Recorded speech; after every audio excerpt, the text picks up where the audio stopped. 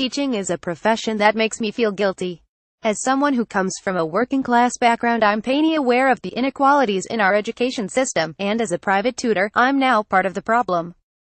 I'm a paid-up member of what the Sutton Trust calls the hidden secret of British education, PDF, but I hate that I'm contributing to the widening attainment gap in our schools.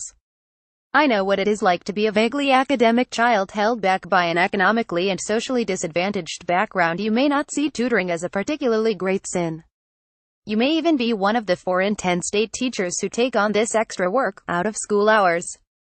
After all, there are a raft of justifications tutors can use to explain our choice, from paying bills to raising some extra holiday cash.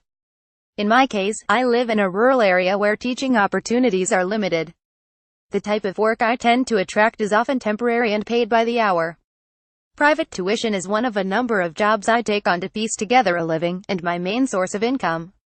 I charge between £25 and £28 an hour, which is fairly standard, but is still more than 3 times the minimum wage.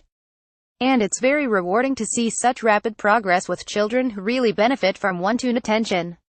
Yet I can't stop worrying that while I'm helping those students I work with, others lose out. No child should be given an academic advantage over another simply because of their parents' ability to pay. My own background gives me particular cause for reflection. I grew up on a council estate in the 1960s. I know what it's like to be a vaguely academic child held back by an economically and socially disadvantaged background. Like so many of our disadvantaged pupils, my home life was highly chaotic, disruptive, and not at all conducive to a supportive learning environment. All the way through primary and secondary school, my family survived off benefits as my father struggled to find permanent work. My brothers and I were on free school meals, and we often faced the threat of eviction. Bedtime stories, help with homework, and holidays of any kind do not feature in my childhood memories. Just as they don't for the many other children living on and below the poverty line in the UK today. As an adult, I feel a sense of despair when I consider pupils from disadvantaged backgrounds. Despite the government initiatives, pupil premium funding, and the best efforts of teachers to close the gap, the majority of these children are still failing because of where they come from. Research from the Education Policy Institute estimates that if we carry on at this pace, it will take at least 50 years before disadvantaged pupils achieve parity with their more affluent peers. No one can blame parents for wanting the best for their children. But Sir Peter Lample, who chairs the Sutton Trust, suggests we need to ensure extra tuition is as widely available as possible.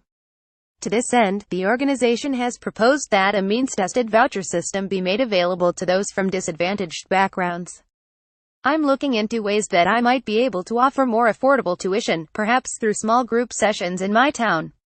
If this grows, then I may be able to offer some free places. I've also applied to Talented, an educational charity that provides small group tuition in state schools to children who show promise and who are on free school meals. As things stand, though, any advancements in schools are being outrun by the ever-expanding shadow education industry, currently valued at £2 billion a year and continuing to grow. I sometimes wonder if I would pay for a private tutor if my own children were struggling in a particular subject area or just needed that little push to achieve that top grade. So far, my daughter has refused all offers of help with her English homework, even when preparing to take a test.